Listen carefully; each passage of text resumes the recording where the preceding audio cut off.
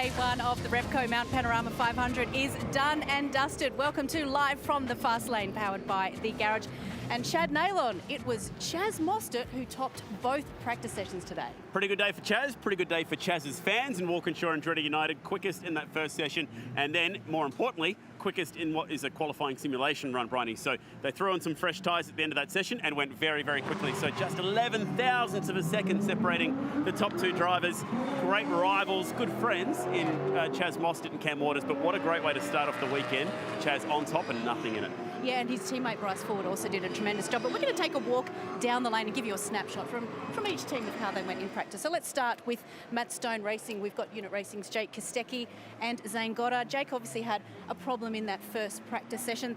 They're being a bit cautious. There's a new engine in that car. They weren't sure about the mapping, so they were just playing it safe. And he obviously hasn't really shown his full potential yet. Yeah, Jake said the car felt a little bit flat in that first practice session, so they were just a little bit worried about that. Nothing huge, certainly not ripping it apart to do an engine change, so that's a good sign. You will see some teams taking fuel out of engines at the moment, out of the fuel tanks at least I should say, because they were doing pit stop practice. So if you're wondering what are these tiny hoses being plugged in at the moment, some teams put fuel in that practice session, which was allowed for pit stop practice. Now you've got to take it out.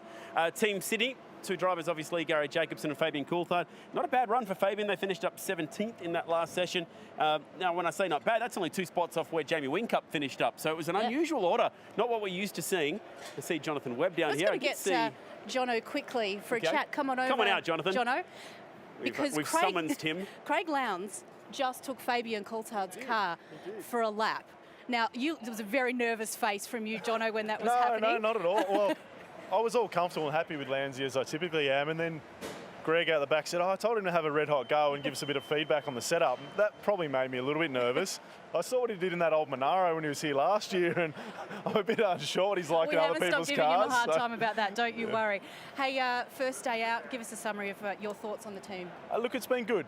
Like everything, it was always going to take a little bit of time, a few new crew members to gel, new engineer, new drivers. But look, at the moment, we're heading in the right direction. Most of the boys are smiling. Looking forward to dinner, and we'll have a good rethink overnight and straight into quali tomorrow. Fantastic. All right, good to catch up with you, Jono. We will see you guys tomorrow. Let's move on to the Kelly Grove Racing outfit. Penrite Racing's Davey Reynolds, first time out with his new team.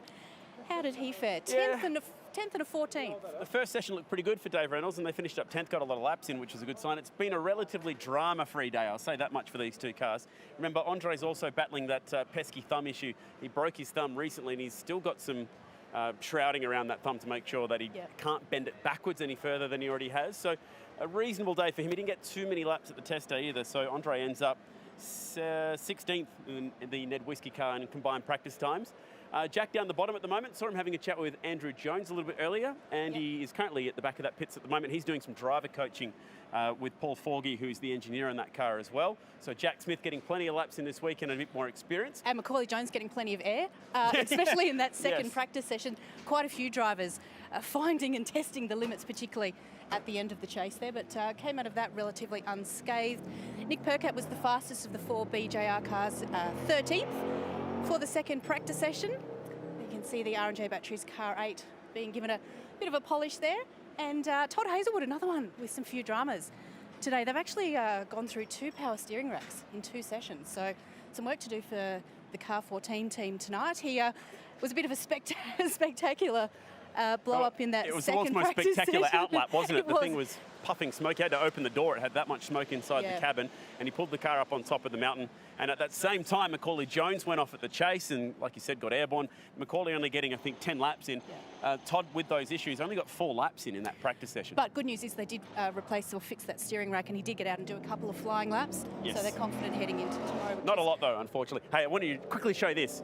How cool is this? We've got a Brabham BT19 here. This is actually Jack Brabham's championship winning car. Larko's been drooling over it all weekend, and finally we've managed to prize him away for it for a second. I believe we even have one of Jack's grandsons going to do some laps in this car this weekend. I saw his helmet getting around a little bit earlier on. What I love so much about this car, not only does it live in the foyer at Repco in Melbourne, which is like the coolest thing you could ever find in a garage, but it's not just an ornament. They actually fire this car up. When it sits in the Repco garage, or at least in their foyer, it has an oil pan underneath it showing that they always start the thing, they fire it up regularly, it goes out, and they still get to drive it. That is a cool piece of history right there this weekend. Talking about cool pieces of history, I just saw Alan Heafy there in the background helping out Nice. with this. Alan, a long time member, Mitsubishi Rally Art, way back in the day Well with Ed Ordinsky from memory. If you want to lose a few hours, talk to me about rally driving. We've got Molly Taylor on the coverage this weekend as well. It's been cool to have Molly and her experience with the all-new Look TV team that we've been rolling out this weekend. The 7 Network will be joining us live tomorrow at about midday, local time here, which is pretty cool. So we'll be live on 7, live on Fox Sports all day tomorrow as well. Walkinshaw and Andretti United, like you mentioned, pretty strong day for these two cars. Yeah, just having a look here, Bryce Forward, a 3rd and a 7th, so a really good, strong start for him. And as we mentioned, right at the top, Chaz Mostert taking the fastest time in both sessions. No drivers around.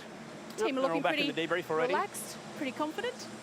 That's about as good a day as you're going to get for this team here. And it also shows how well Bryce has already stepped up to the plate. It's only his 2nd full-time campaign, but very quick already. Scott Pye, also another guy who's headed to the press conference today, which means he's finished inside the top 3 spots. Now, qualifying speed is something that they've been looking for, and that was a qualifying simulation run. So that's a pretty good sign already for Scott Pye that they've found something with that car. And he'll be working with Phil Keed, who's crunching the numbers right there with his back to us. Again, another guy who's worked in the World Rally Championship before as well. Crunching the numbers, chewing the pens. Yeah, going through his pens nice and quick. Scott will be heading up towards the press conference at the moment anyway. Be able to catch that later. The next garage is where it is all happening. And, of course, the big story of the day, Will Brown, this crash at the top of the mountain. Hi, Hello, Brody. Brody's looking okay, but we're going to have a look at Will Brown's crash. He admitted that that was essentially what he said, and it's been a costly morning for him. Yeah, and a big effort from this team to try and get this thing just about turned around in time for Armor All qualifying tomorrow. So went through the dipper, got the inside wall, turned in slightly early, and it was a sad one to see, Will, but you haven't been able to wipe the smile off him that easily, Brony. Yeah, sorry, Will, I didn't realise you were here. You're giving them a hand. Where are we at with this? Is it going to be back out tomorrow? Yeah, they've told me I've already done my job today to get out of the road, and they'll do theirs now. But yeah, it's disappointing, obviously, what happened. The team have worked. You know, we didn't think we'd go racing again this weekend, and now the boys reckon we're going to be good for tomorrow. They're going to put in a lot of hours, though. Talk us through that crash. We just mentioned that you admitted it was a mistake. I mean, that's a very mature thing to do. It's tough as a rookie, isn't it? Especially at Bathurst. It's a pretty hard crash to blame on anyone else, that one, isn't it? But yeah, just turned in too early. You know, just a silly mistake, to be honest. Like, you know, I think a few people think I was pushing too hard, but it wasn't one of those mistakes where you're over the top and you actually hit the fence from pushing too hard. It was just a really silly mistake. So disappointed in myself for that. But we'll come back out tomorrow and have a crack. We won't let it keep us down. We certainly hope we see you out there tomorrow. Thanks, Will. Cheers, thank you. We're going to keep cracking on. We've just got a few more teams to go. I thought I'd mention Brody Kostecki's 6th quickest as well in combined practice time. How was the commitment from Brody? Oh, man, that guy is seriously sideways going up through Reed Park. Hey, the commitment going through the elbow as well all weekend's been huge. This is a team that has impressed me. Tim Slade, a 7th and a 4th. His first outing with Tim Blanchard Racing. New team, obviously, aligning with Tickford Racing. But you've got to be impressed with that effort. It's been a while since we've had a single car team really compete at the front. We saw little glimmers of it from the Milwaukee team.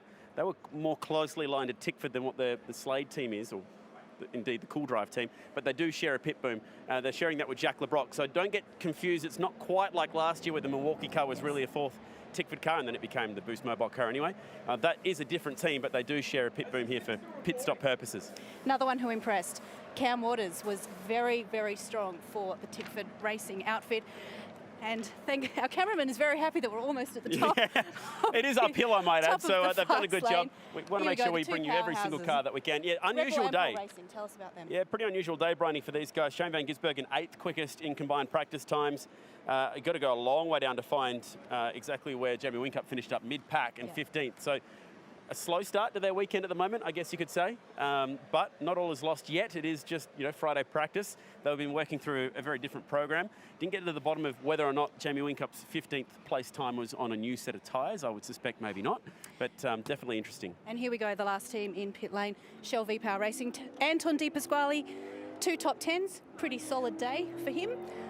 First time out for both of these drivers. Yeah, and the word from Anton was that he sort of felt like it was all a little bit surreal. So finally back on track. He's happy to be here, and this new look operation down here at Dick Johnson Racing ready to go. Absolutely. Well, it is a big, big day of action tomorrow. We are on air, Fox Sports 506, from 7:25 a.m. Yeah, Need a man. very early morning coffee for that one. Channel 7 are on air from midday. And, of course, for anyone watching outside of Australia and New Zealand, you can catch everything on SuperView from 7:25. All right. Qualifying, top 10 shootout, race 1. Can't wait. See you tomorrow.